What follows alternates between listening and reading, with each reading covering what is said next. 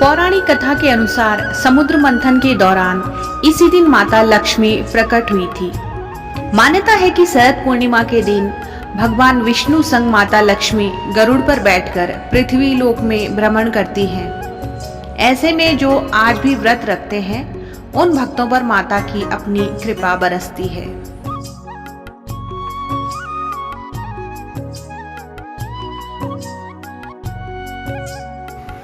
शरद पूर्णिमा, जिसे कोजागरी पूर्णिमा व रास पूर्णिमा भी कहते हैं, ज्योतिष के अनुसार पूरे वर्ष में केवल इसी दिन चंद्रमा अपनी 16 कलाओं से परिपूर्ण होता है।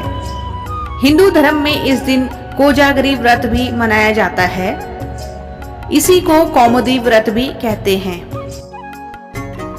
शरद पूर्णिमा की रात को चांदनी की रोशनी में खीर बनाकर रखने की अपनी ही परंपरा है।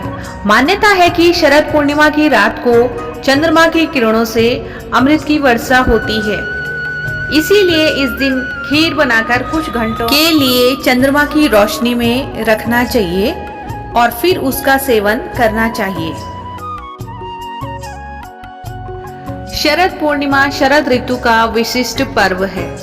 शरद पूर्णिमा का चंद्रमा और उसकी उज्जवल चंद्रिका से सभी को माधुर्य व आनंद की अनुभूति कराता है।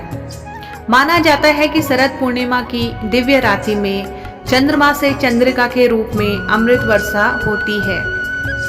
शरद पूर्णिमा ग्रीष्म से शरद में प्रवेश का द्वार है।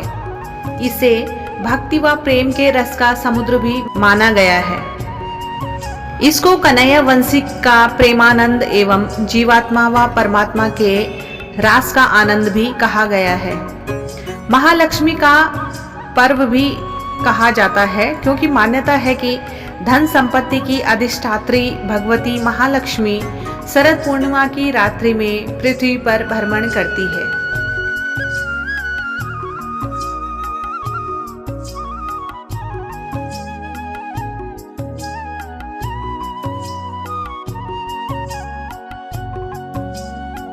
ब्रज क्षेत्र में शरद पूर्णिमा को रास पूर्णिमा के रूप में भी जाना जाता है। ऐसा माना जाता है कि शरद पूर्णिमा के दिन भगवान कृष्ण ने दिव्य प्रेम का नृत्य महारास किया था। शरद पूर्णिमा की रात कृष्ण की बांसुरी का दिव्य संगीत सुनकर वृंदावन की गोपियां अपने घरों से और परिवारों से दूर रात भर कृष्ण के साथ नृत्य करने के लिए जंगल में चली गई थी।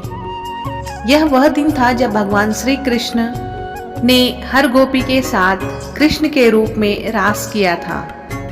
ऐसा माना जाता है कि भगवान श्री कृष्ण ने उस रात को इतना लंबा कर दिया था और वह रात इंसानी जीवन से अरबों सालों के बराबर थी।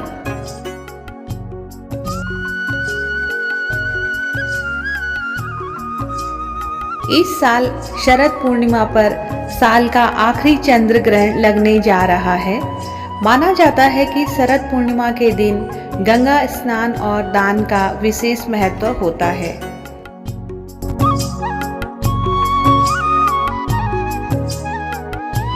तो ये थी कुछ रोचक जानकारी शरद पूर्णिमा से जुड़ी हुई।